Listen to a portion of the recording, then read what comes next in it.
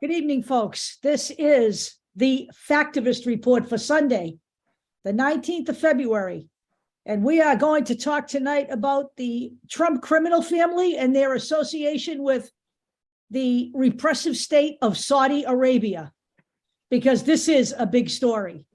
It's much bigger than Hunter Biden's laptop. Right. So without further ado, here's Dave. And I just realized I forgot to put a source in there. But so what I'm going to say at first is that this is bigger than that one thing, that there are a ton of other things going on, but that is one investigation that is being called for. But let's start with looking at the Department of Justice, because I think that the Department of Justice, people just think of the U.S. state attorneys. Okay. And that's not all of it. So before I get into Saudi Arabia, I just want to get into a couple of things. This is the Department of Justice website. Okay. I want people to understand how big the Department of Justice is. So you have the Attorney General, the Deputy Attorney General, and look at all of these departments. Okay, we have your legal department, we have your law enforcement department, you have your education department, you have your departments, you have your emergency services departments, and a lot of other things underneath. So I just wanted people to get that. And the civil rights part of it too. So your criminal division, Drug enforcement, elder drug justice. enforcement. You have a ton. The U.S. attorneys. This is what people generally think of. Okay, that's what people generally think of. So I found this is oversight.gov, and we're just talking about cases that have been settled since January. There were 20. Okay. So several of these are involving the architect of the Capitol. Okay. So the first question that they ask, the architect of the Capitol, he is responsible for planning new, like renovations, security, tours, everything in terms of the Capitol. And the Capitol isn't just the Capitol building; it's a large area. Okay, so there were several investigations, not only of dereliction of duty, but of misuse of federal grant funds. Now, these investigations took a little over 2 years, and we're just talking about one small thing leading up to the firing of the architect of the Capitol. Just so you know, and there's some others. Report of investigation of Douglas Glenn of the Department of Defense. It goes, healthcare fraud in Amtrak.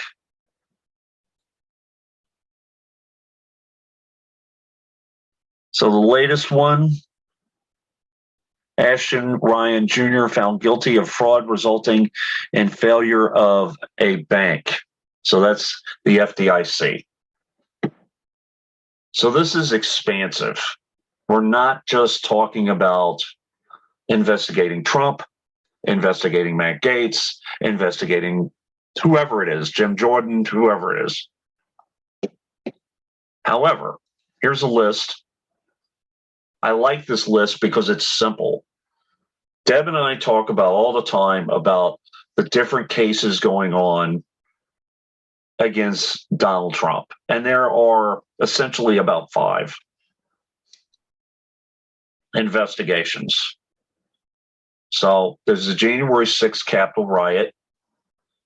There's the Mar-a-Lago documents that he took home.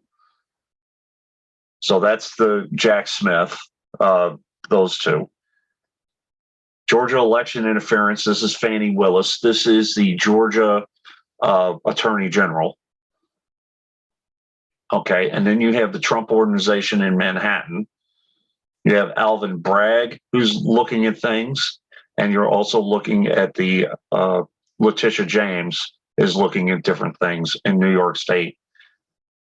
And then you have the District Attorney Miriam Rocha investigating whether Trump misled officials about the value of his golf course in New York to reduce his taxes.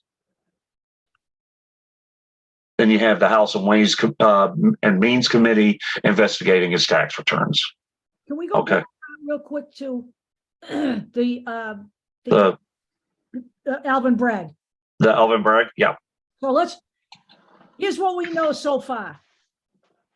They are investigating his payout to what's her name there? Stormy Daniels. Stormy Daniels, yep.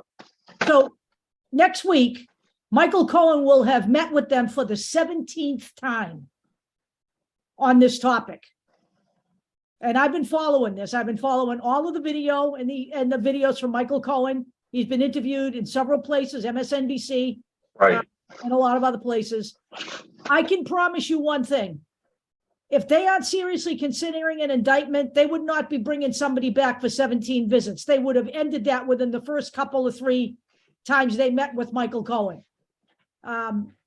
He believes they're close to an indictment on this.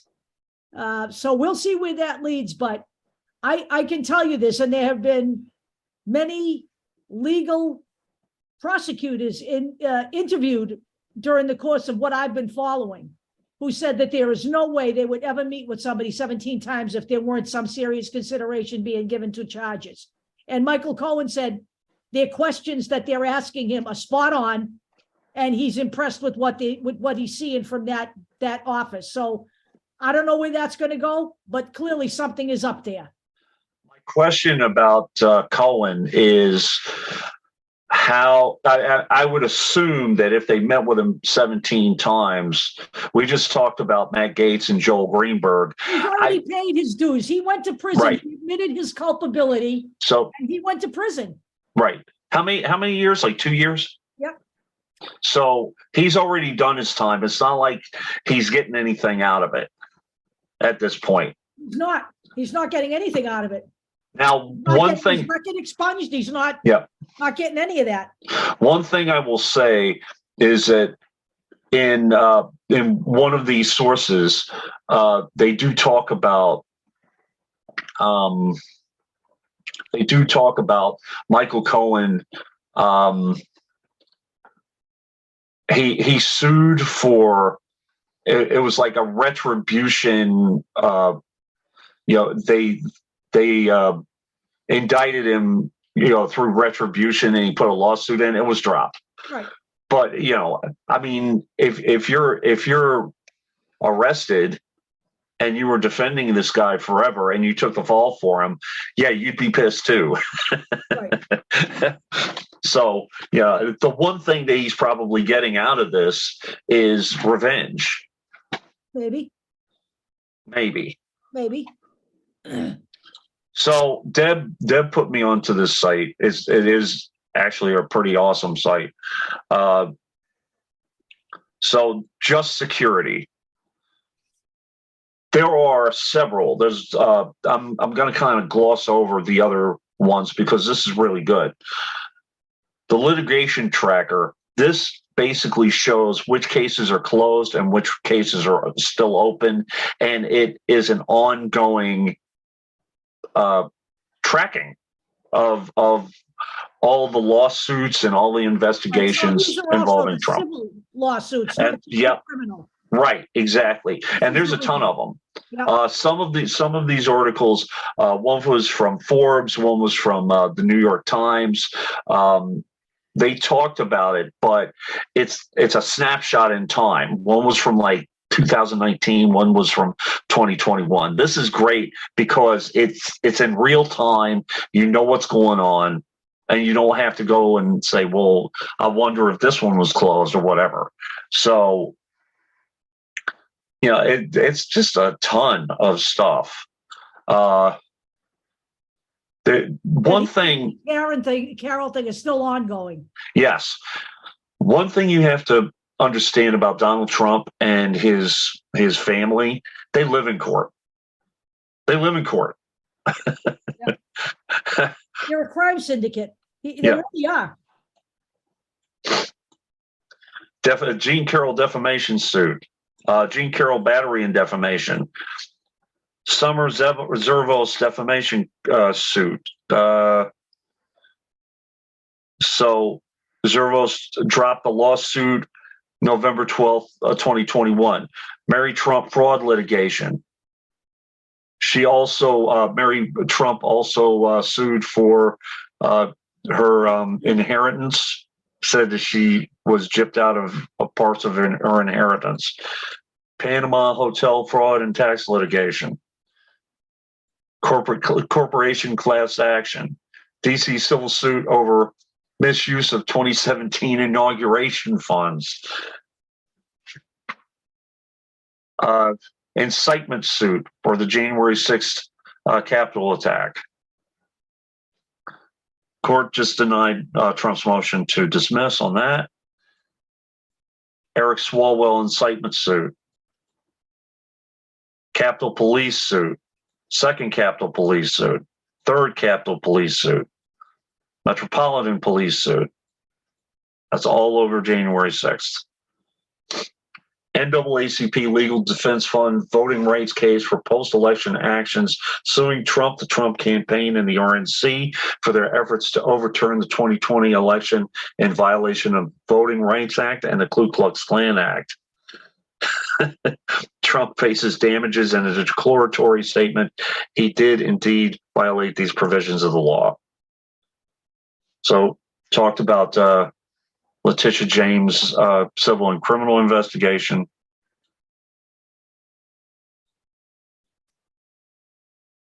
Scotland unexplained wealth orders. The Scotland Parliament voted to reject an investigation into unexplained cash transactions executed by the Trump Organization's Scottish golf courses. A nonprofit group is now challenging that decision in Scottish court. He's international. Trump Tower assault case. Let's see how many of these. Let's just count all of it. So we have how many? 25 investigations and lawsuits. Okay. Fulton County should be shaken and baking soon. Yep. Yep. I read something today about Lady Lindsay showing remorse for maybe potentially lying under oath. I don't know if that's really what I was seeing, but I'm going to go look at it when we're done with this meeting. Right. Right. Like, so so we're not going to charge it with perjury? Sorry. Yeah. So the one thing that I missed was the Steve Schmidt stuff. Steve Schmidt wrote an article, and I'll get the article and I'll put it in the sources. Yeah, but so we'll get into that in just 1 second.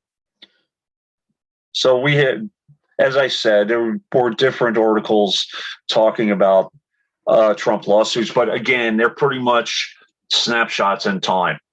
So the best one is this, the Just Security, because it tracks it as it goes.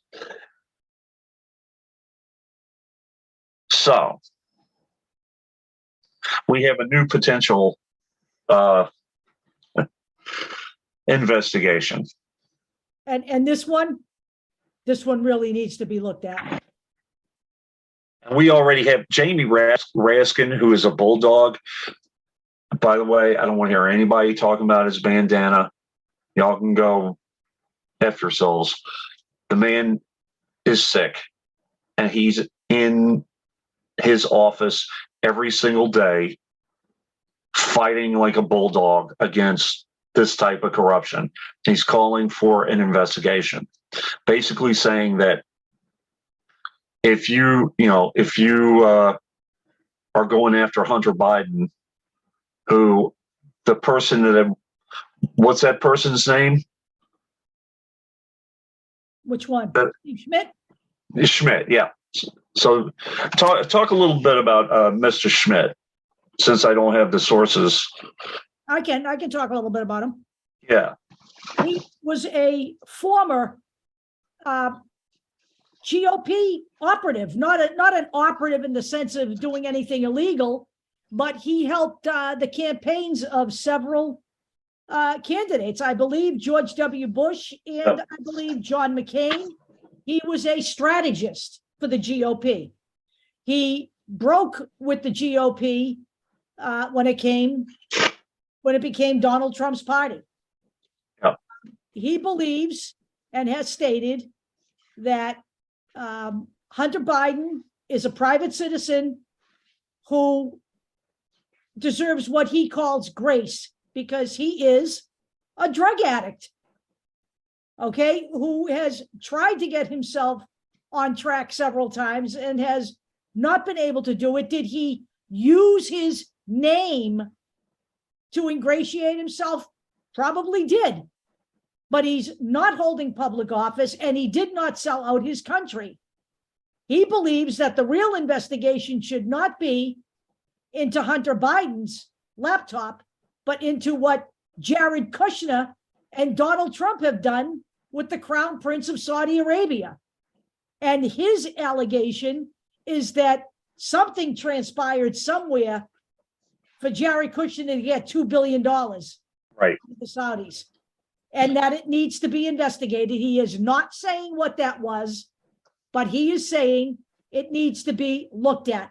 The Trumps have a very long history of doing business with despots, and that includes Russia, but it does include Saudi Arabia.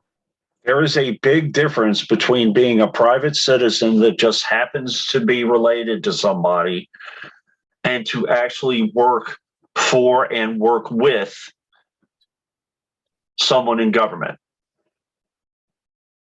And one of the things that Steve Schmidt actually mentioned was that Ivanka Trump and Jared Kushner had no qualifications in the positions. Right. They had no qualifications to even get jobs from him in government. That is what despots do.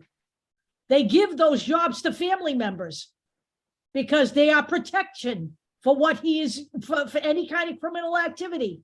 That's what despots do. All right.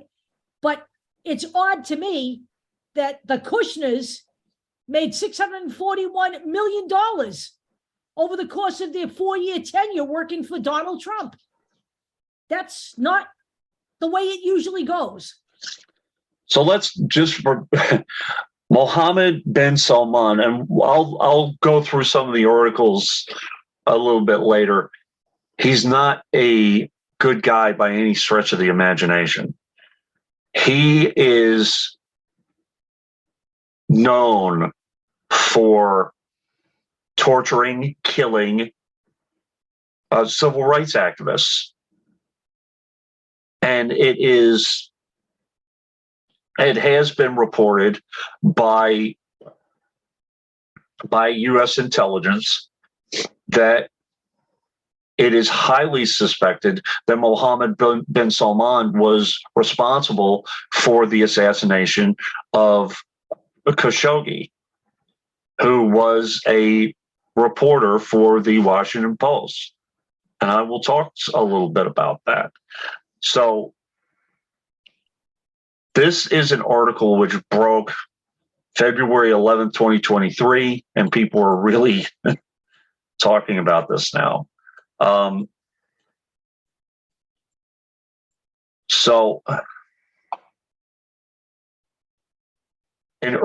this is, I have to give credit to Michael Cranish. He's really getting a lot of credit for this too. So this is an article that broke this whole thing. After helping princes rise, Trump and Kushner benefit from Saudi funds. So in early 2021, Donald Trump exited the White House. He and his son-in-law, Jared Kushner, faced unprecedented business challenges. Revenue at Trump's properties had plummeted during his presidency, and the attack on the U.S. Capitol by his supporters made his brand more polarizing. Kushner, whose last major business foray had left his family firm needing a $1.2 billion bailout, faced his own political fallout as a senior Trump aide. And one ally moved quickly to the rescue, and that was Saudi Arabia. The day after leaving the White House, Kushner created a company that he transformed months later into a private equity firm with $2 billion from a sovereign wealth fund chaired by Saudi Crown Prince Mohammed bin Salman. Kushner's firm structured those funds in such a way that it didn't have to disclose the source, according to previously unreported details of the SEC forms reviewed by the Washington Post. His business used a commonly employed strategy that allows many equity firms to avoid transparency about funding sources. Now, year after his presidency, Trump's golf courses began hosting tournaments for Saudi fund-backed LIV Golf. Separately, the former president's family company, the Trump Organization, secured an agreement with Saudi real estate company that plans to build a Trump hotel as part of a $4 billion golf resort in Oman. Now, this has been going on for decades, by the way. Donald Trump has had an ongoing relationship with Saudi Arabia.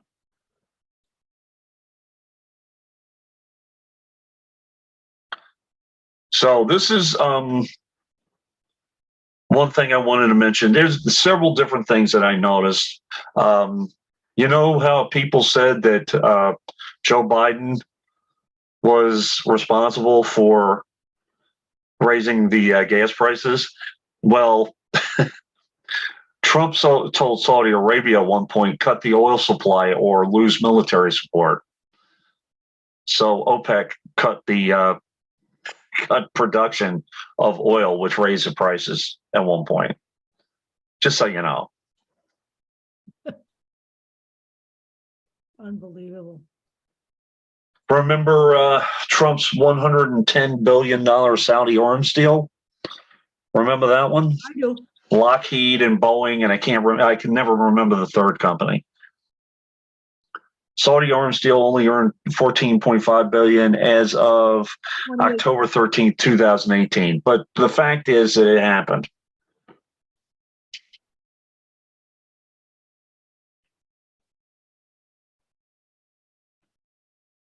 For any of those that want to read what Jamal Khashoggi was writing before he was assassinated, he was very critical of Mohammed bin Salman. So, you know. Yeah.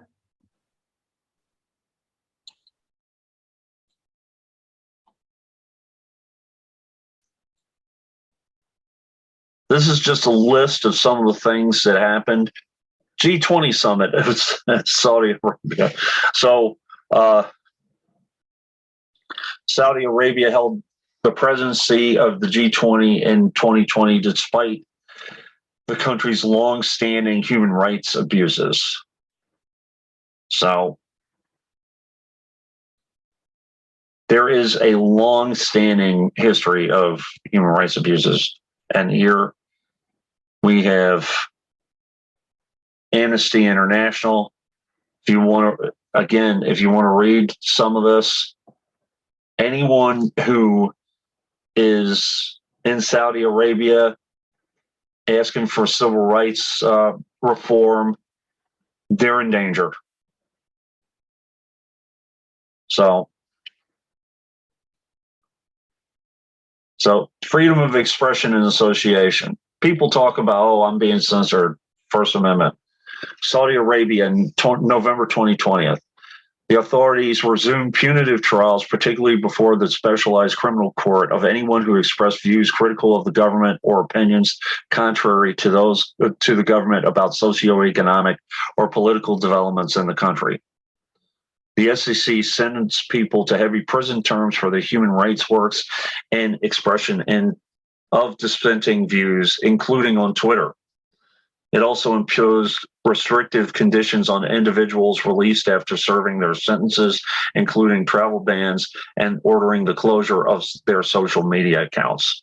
And by the way, including but not limited to beheading and dismemberment Right.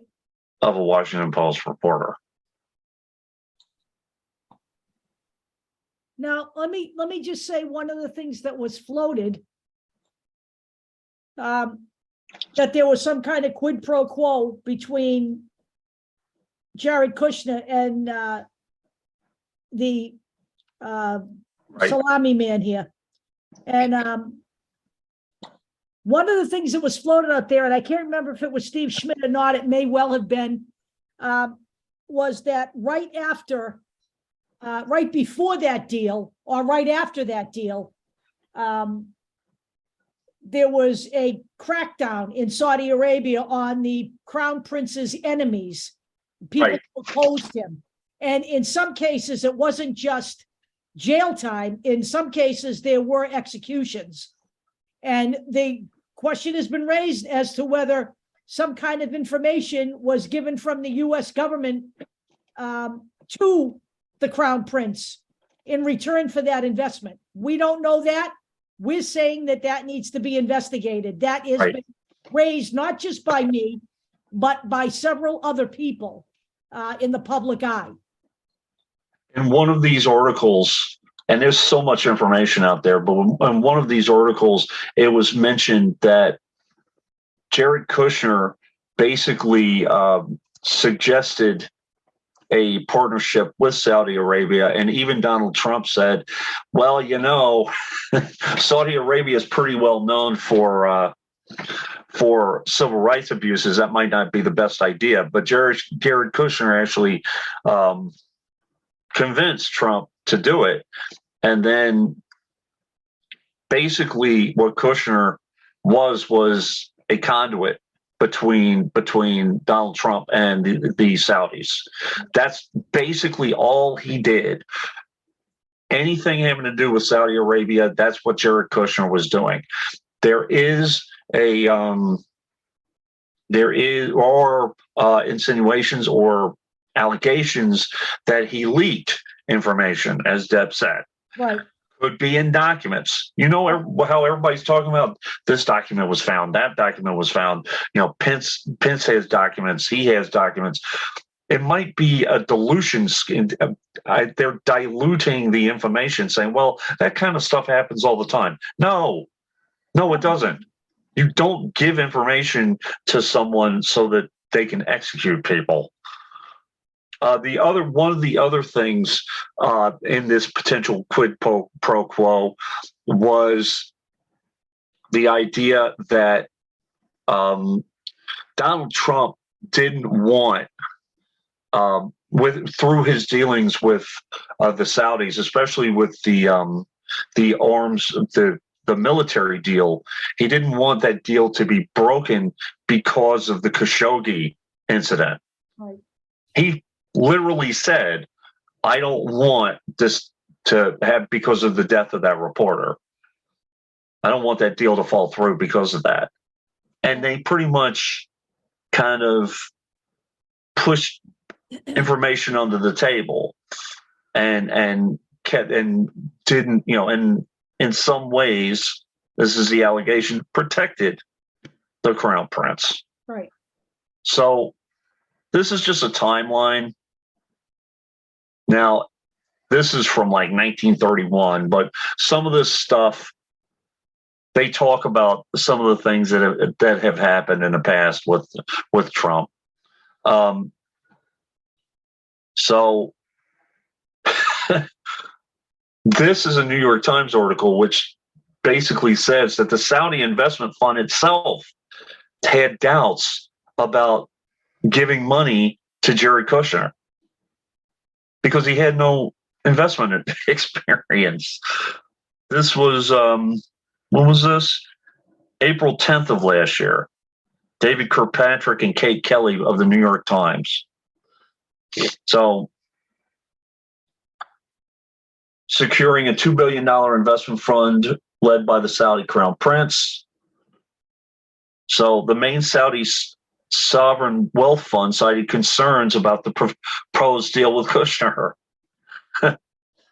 including the inexperience of the affinity fund management, the bulk investment, and the risk. But guess what? The Crown Prince gets what the Crown Prince wants. Okay. So, days later, the full board of the $620 billion public investment fund, led by the Crown Prince, he overruled the panel.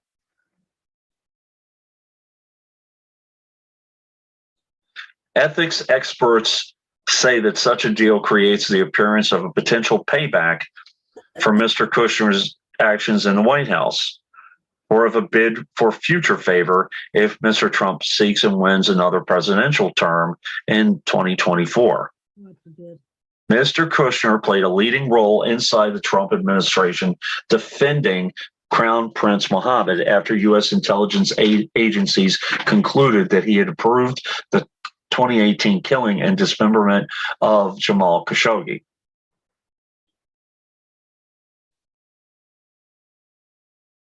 Now, people might mention, well, Biden didn't go after Khashoggi either. That was for political reasons, not for quid pro quo reasons. It's different.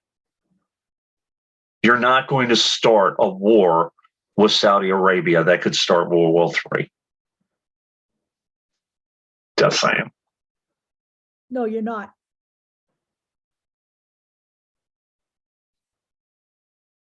So this is the VOA.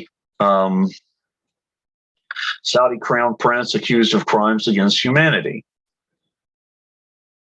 This is talking about Reporters Without Borders, and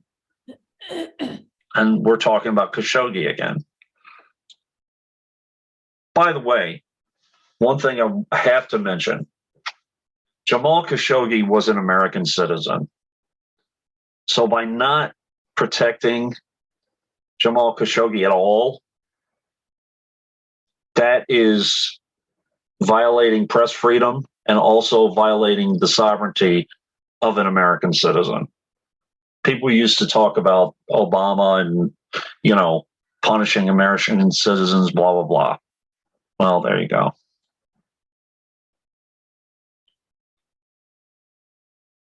And this is just another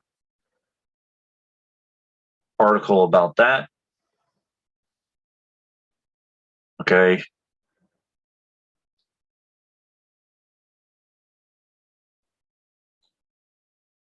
And by the way, as I said, Trump has had a long-standing relationship with Saudi Arabia. Yep. Dating back decades. He held parties for him in his resorts and all of that kind of thing. It said in 2015, I love the Saudis, so.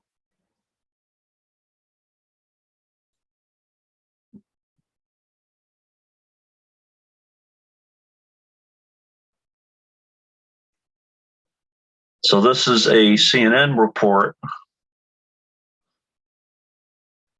So this kind of talks about, again, the difference between the Hunter Biden stuff and the Jared Kushner things. Okay.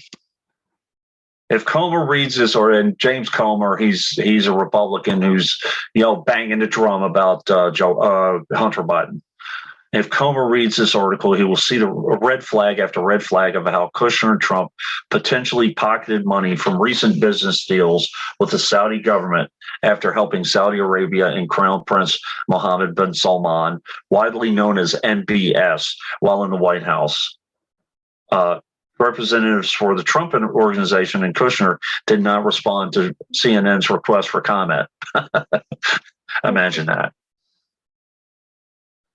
Don Fox, former acting director of Office of Government Ethics, told Post there was no requirement for Trump, a former commander-in-chief, or Kushner, a former White House official, to disclose financial ties to foreign governments, which there should be when you're talking about stuff like this. Right. He said the work has exposed a glaring shortfall in ethics laws that need to be fixed by Congress. There you go.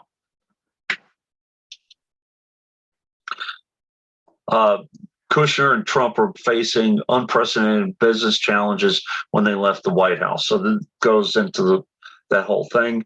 And again, MBS invested $2 billion into Affinity, which we've talked about. Saudis had raised concerns, which we talked about. MBS overruled the panel, awarded the massive investment that will result in a payday to Kushner's company of $25 million a year, not including profits earned from investments. The deal raises concerns about Kushner's repeated lobbying in favor of MBS and Saudi Arabia while in the White House.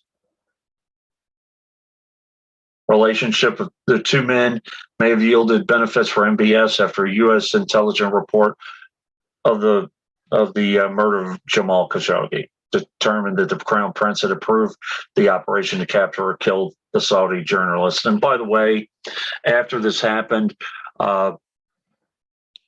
Mohammed bin Salman accused and prosecuted other people for the killing of Khashoggi, and I believe executed them.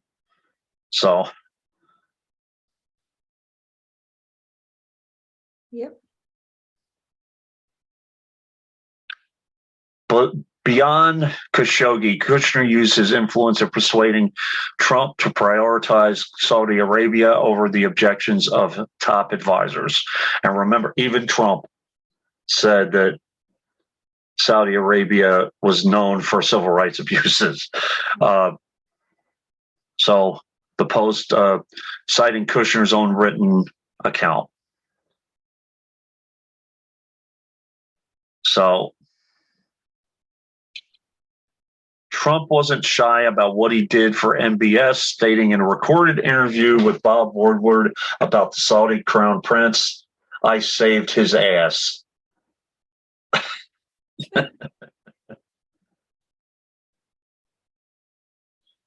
Now we see, Trump hosting golf tournaments. We've talked about that too.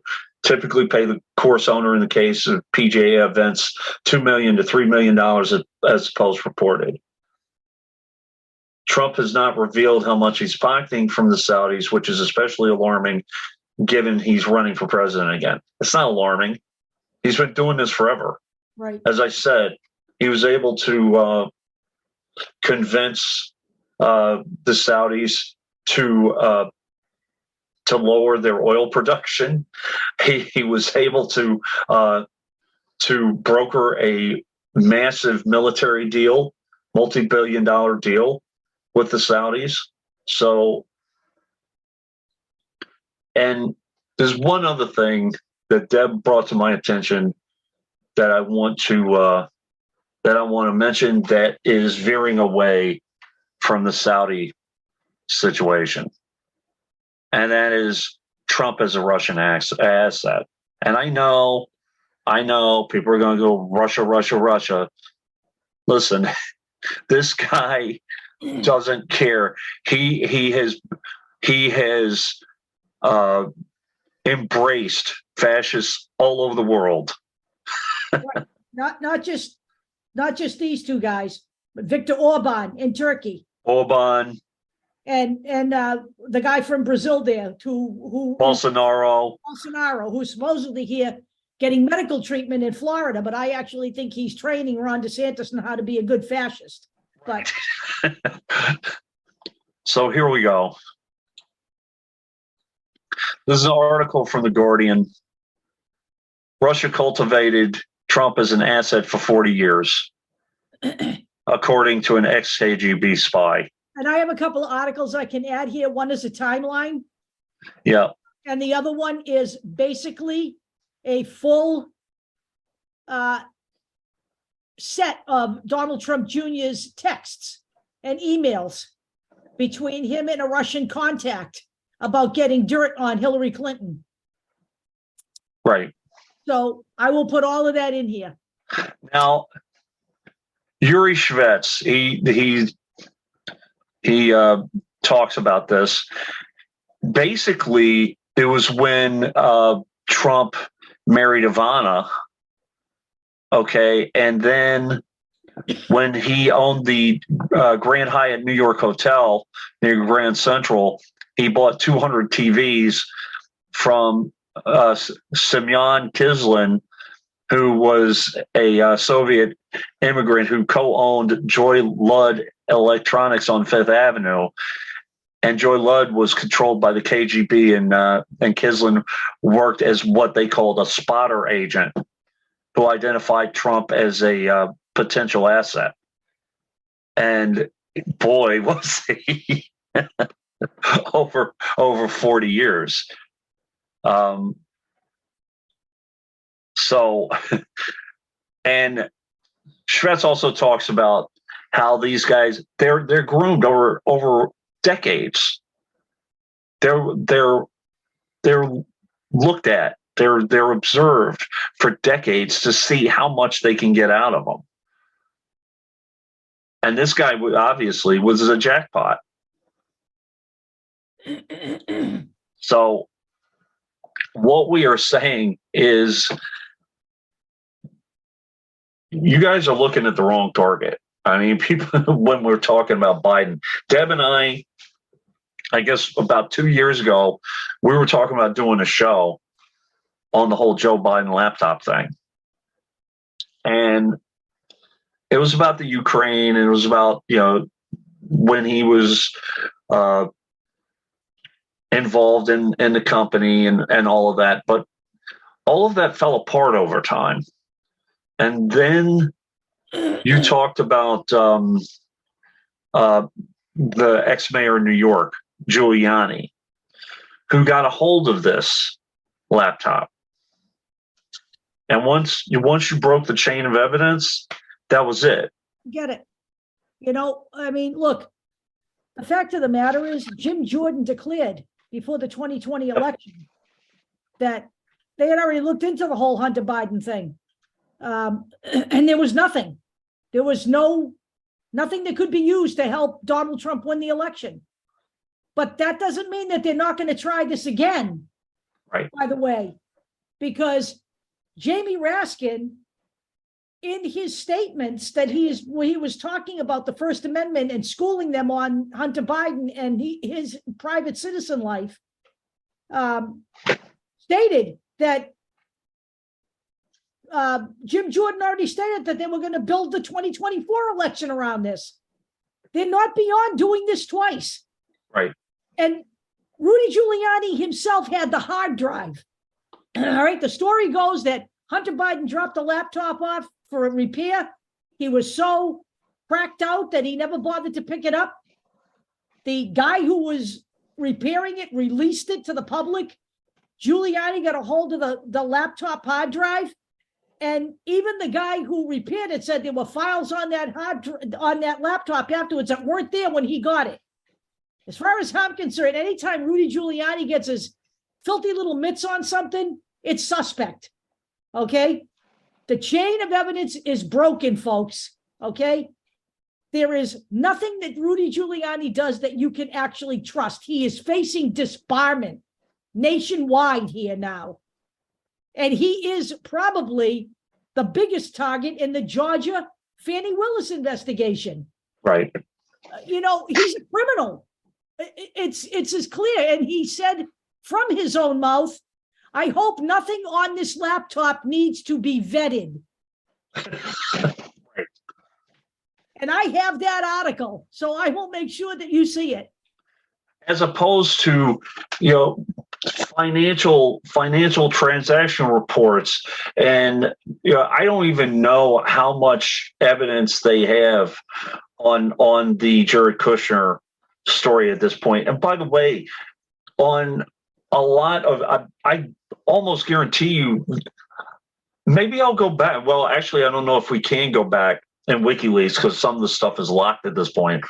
Some of that stuff was probably in WikiLeaks.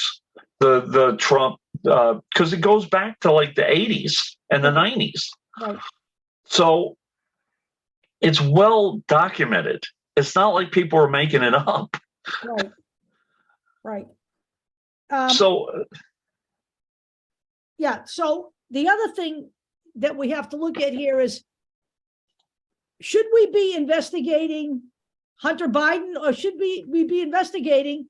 Look, Donald Trump's talking about running again. He's already got 1 million investigations, but somebody in government needs to look at this whole Jared Kushner thing. Okay, really. I mean, not only Jared, Ivanka too. Right.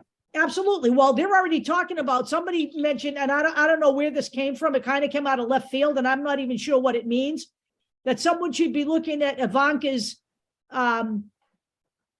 I don't know if we would call it, I don't know if it's called copyright, whatever she got out of China. Right. For her product line, whatever her beauty was it a line of beauty products? Yeah. I don't know. They talk tough about China, but clearly Ivanka had a relationship with China, a business relationship. Again, business transcends all kinds of shit. Donald Trump has absolutely no soul when it comes to that. And by the way, if she did that as a private citizen, that's for that's for a private criminal investigation. But if she did it as part of the government, then that's a whole nother can of worms. That's for the DOJ. Right. Okay. Right. And I understand the DOJ has plenty they're looking into. A lot of it has to do with January 6th and all of that. A lot of it also has to do with pandemic relief fund fraud. Right. There's a lot of that going on.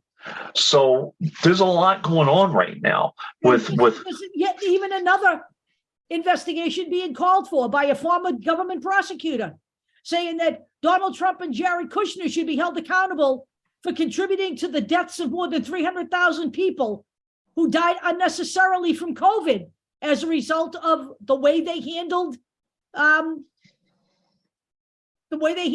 whole COVID process while he was in government. Right. There's all kinds of shit being called for. And by the way, for those of you furious, and I know Deb did a video on it, okay, furious about the spill or the crash in Ohio. Apparently, I'm hearing there's a second rail crash. I don't know where. There was a second rail crash. I read about it. I don't remember where it was. There was no hazardous material involved. Okay, good. That is an infrastructure problem. Okay, then fine. That means more money into infrastructure and the rail. Okay, and strengthening the rail workers. Maybe we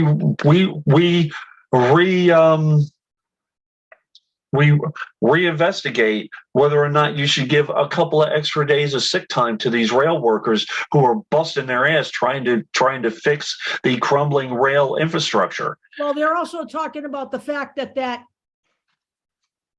that entire line length of 151 cars. Yeah. 9,300, I don't know however many, and the tons of weight there were workers who considered that dangerous. Unsafe. Yeah. Unsafe. From what I know, what we know now, in fact, the video is already out. I haven't posted it yet. It's on TikTok, but I have one for the other social media sites. I'm going to post it tonight. There's a ton of articles in there. It's being investigated by the NTSB right now. Okay.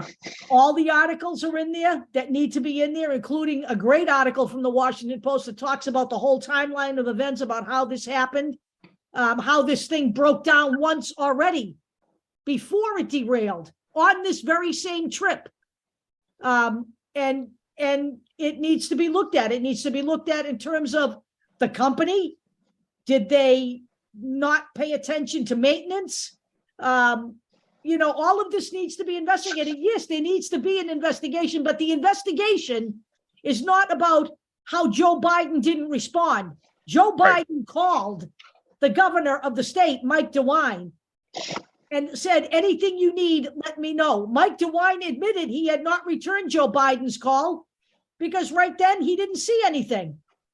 Is he covering up because the company is a donor? We don't know any of that. Right. He makes suppositions on social media. We don't know any of that. And by the way, a nature of an investigation, typically, let's say with an accident, it is, okay, what happened? When did it happen? Where did it happen? Who knew about this? Who should have fixed it? Blah, blah, blah. You don't immediately go, what did Pete Buttigieg do wrong? Right. Why isn't Mike DeWine, as of the 16th and the 17th of this month, this accident happened on the 3rd, had not declared a state of emergency. Right. A state of emergency. He was given a letter by Sherrod Brown urging him to declare an emergency, declare it, so that he could get more federal help. All right. Instead, he just went and asked for more federal help, but he did not declare this a state. He didn't declare it a disaster. Right. All right. Is this in Sherrod Brown's area? Okay. It's Sherrod Brown and J.D. Vance. Well, I'm just wondering if it's in Sherrod Brown's, because I could just see Sherrod Brown getting skewered for it for not doing anything when Sherrod Brown's not getting skewered. Joe Biden and Pete Buttigieg is. They get skewered for it. Sherrod Brown actually wrote the letter urging Mike DeWine to declare it a disaster, not J.D. Vance. He did not do that. Of course he didn't. And now on Fox News, Tucker Carlson is talking about the rainbow-colored water and people dying and fish dying and blah, blah, blah. 2,500 fish died. They did. Yes. But who is responsible for calling for aid? Mike DeWine. And who didn't do that? Mike DeWine. It's his state. Okay? It's his state. The fact is that FEMA is there now. And yes, the people in the state of Ohio should be leery of all of this. They should be. They should be afraid. All right. The shit that was released was vinyl chloride, which is a carcinogen. And when it burns, it releases other carcinogens. Okay. So they also had a controlled release because they were afraid the cars were going to explode because the temperature was going up in the cars. And on the 6th of this month, they had a controlled release of this shit into the atmosphere to prevent an explosion, which would have been even more catastrophic. So all of this shit needs to be investigated. Forget Hunter Biden's fucking laptop. Okay. This shit needs to be investigated, but it needs to be investigated seriously, not like some kind of fucking GOP clown show. Right. Okay? And that's exactly what's going on in the House of Representatives right now. They look like a bunch of fucking morons, but they're actually quite dangerous. The other thing is wherever this was and wherever this spill happened near a water source, this water source may be the water source that flows to different water sources in that state. The fish we found was the Ohio River. Ohio River. Okay. So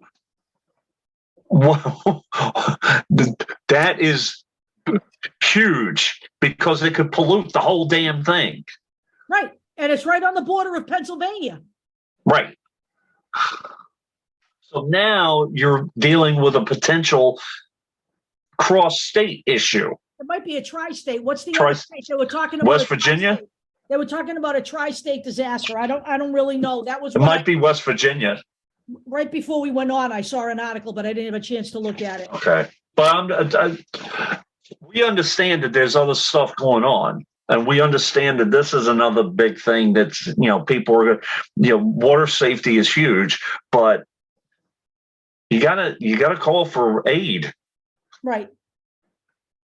Now, I don't know what they can do to quell that right this second, or if they can declare it a disaster. And declare it a disaster, but you have to cap off that water, that I don't even know how you would keep it from. They have the state EPA running tests on the atmosphere and the water continually. Right. Okay.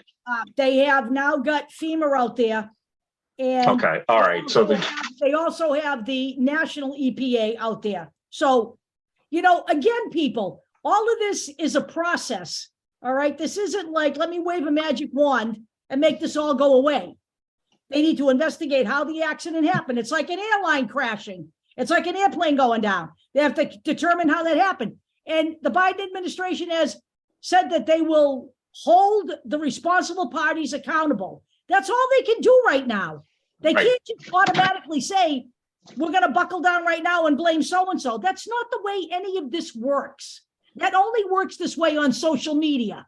And this is going to happen over time. But the immediate thing is to try to keep the water as safe as humanly possible, in other areas. They did evacuate 50 people for the controlled release. Yeah. There are 4,700 people that live in that area. They did evacuate 1,500. I believe they were allowed back to their homes after 5 days. So, again, they should be concerned. They should be afraid. They should be nervous. I would be too if I lived there. There's no question about that. But you've already got Fox News headlines out there. Biden rejects aid, blah, blah, blah, blah, blah. People, anybody getting their news from Fox by now should understand that they lie. They lie day in and day out. All right. They knew that Donald Trump lost the election and they lied about it and promoted the big lie every single night and every single day. They are now facing a massive lawsuit. They could be in serious trouble. They're getting desperate. And when they get desperate, they're probably going to lie even more and be more sensational. There's an article they're looking, saying they are in serious trouble. This is like a multi-billion-dollar lawsuit against them, isn't it? This is Dominion's lawsuit. Yes. Yeah, it's huge. Yeah, it's huge. And they actually have all of the texts of what they were saying about the whole election, which was entirely different than what they were saying on the air. They have all of that now in a court of law. So they are in trouble now, and they continue to pull the same old lies that they pull all the time. If you're getting your news from Fox, you're brain dead. That's all I'm going to say. All right. So that's where we are. We need to investigate a lot of stuff in this country. But right now, the big thing for Jack Smith is to get through this J6 hearing and get through the documents case. That's the focus right now. Those are the only two things he's working on. Now people want him to investigate Fox News relative to what happened on January 6th, and maybe he will. But let's not think that we can just keep piling on. He's got 20 investigators working for him. He needs to finish the job of subpoenaing people. There is an active, I'm going to say it again so people understand. There is a grand jury in Washington, D.C. impaneled through March to hear evidence on the documents case and on the J6 case. They are actively hearing evidence right now. That is why they're subpoenaing people like Mike Pence and Mark Meadows. They are hearing evidence right now. They are not just sitting around on their thumbs in Washington. This is actually going on. They just are not going to update you on social media. There's a couple things I want to say. Number one, Donald Trump was being subpoenaed by the J6 committee, but because the committee was ending, they let it go. They say, you know what? we're going to let it go. The other thing, in regards to Jack Smith and Fox News, he may not want to impede an ongoing lawsuit or interfere in an ongoing lawsuit. He may want to wait until the Dominion lawsuit is done and then do his investigation on that. All of this works in tandem. All of this stuff, it isn't in a vacuum. Right. So, and by the way, this stuff with Donald Trump has been going on, as I said, for decades. The stuff with Saudi Arabia and with Russia has been going on forever. So he was before he became president. Right. He was an asset for Russia before he became president of the United States. In the 80s, in the early 80s, that's when it started. Right. And there are so many lawsuits against this guy and that he presses. As I said, this guy lives in court. That's another thing that you have to understand.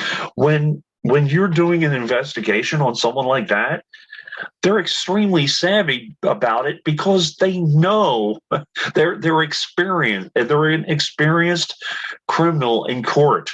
Right. They know how to fight this stuff.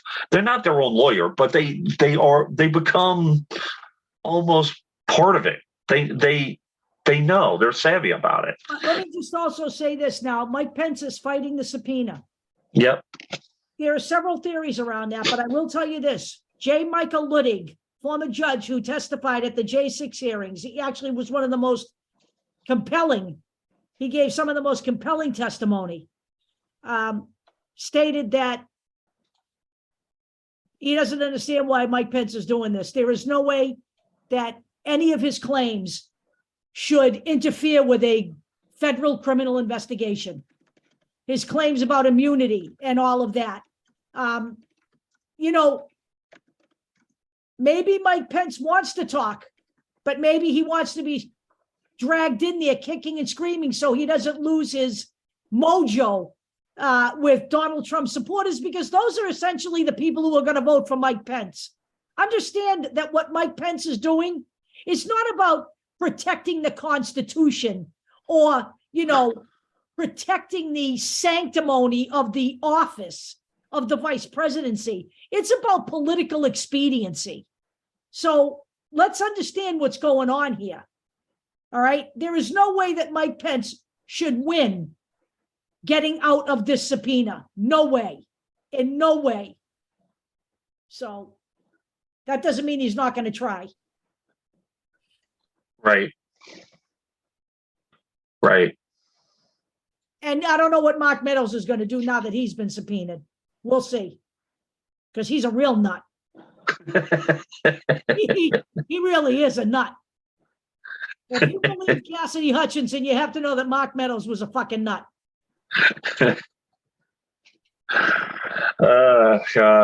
These people aren't just criminals. They're crazy too. Some of them. Rudy Giuliani's a nut. Okay.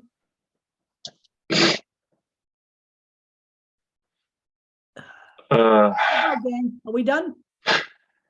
Yeah, we're done. There's a couple of other sources I'm going to throw in there, kind of tying in his longstanding relations with the Saudis as well as Russia. But when you tie your family into this, see, it's one thing if Jared Kushner never took office and spoke with Trump or whatever, that's one thing. It's like, by the way, Hunter Biden, there is no link between him, the Ukraine, and Joe. None. They couldn't find it. Even the Republicans admitted that back in 2020. All they found were dick pics. Right. Okay. Dick pics do not an investigation make or an indictment make. Right. So He's not Anthony Weiner. He wasn't in office. Right, and he also wasn't doing that. He wasn't showing his wiener to girls. Right. He wasn't doing that. He was just stupid and drugged out. Right. As Mr. Schmidt said, the man is an addict. Right. Okay. Being an addict doesn't necessarily make you a criminal mastermind. And by the way, having an addicted son doesn't mean you stop loving them either. That's Right. not the way that fucking works. Right. So Oh, Joe and Biden and Jill Biden have every right to feel compassion for their son. Okay? and That's the also way that works. Mr. Schmidt did not condone some of Hunter Biden's Absolutely financial shenanigans either. Nope. Just so you know that. Right. But he's saying that this does not warrant a criminal investigation, and he was a private citizen. Right. And by the way, Hunter Biden's attorneys are on the offensive now. They're now Yeah. talking about a slander lawsuit against Rudy Giuliani and several other people. And you know what? I think they should go for it. He clearly is not worried about what's going to come out of that. So if Right. he's not worried about that, then there's nothing to hide. It'll all be exposed anyway. He's already admitted what he's done. He's already said that he was an addict. He's already, I think there were videos of him doing drugs. I don't know if it was smoking crack or snorting coke or whatever. He's already admitted it. He's already admitted it. And you know what? If they go into this lawsuit, and I know that the way Giuliani's going to fight back is to expose everything. Bring it on. He's clearly saying It's already done. It's already done. Yeah. Expose Rudy Giuliani adding those files to the computer. Right. I actually think, and I know that Joe Biden would prefer that it's more low key, but that's not where Hunter's going with this. And his attorneys think he should be taking a more aggressive view of what's gone on here. And I kind of agree with that. And by the way, Hunter may be Joe's son, but he is not working in the administration. Right. And he can make his own decisions. He can make his own decisions. He is not an employee of Joe. Right. And Joe is smart enough not to employ his son. Right. Unlike Donald Trump, who put his entire family in office. But that's what despots do, because that's protection for them. And he wanted to make Tom Brady his son because he knows how to throw a football. Right. And Tom Brady was smart enough. Jared Kushner. Yeah, he ended up with Jared. Whatever.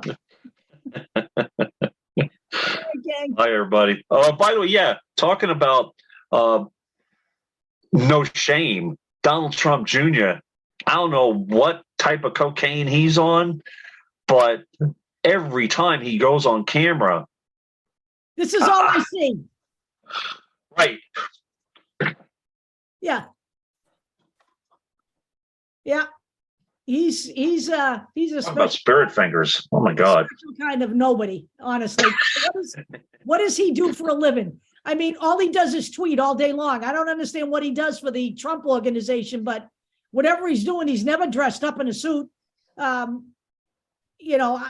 just don't know what the guy does for a living, and I really don't care. He's a buffoon and a half.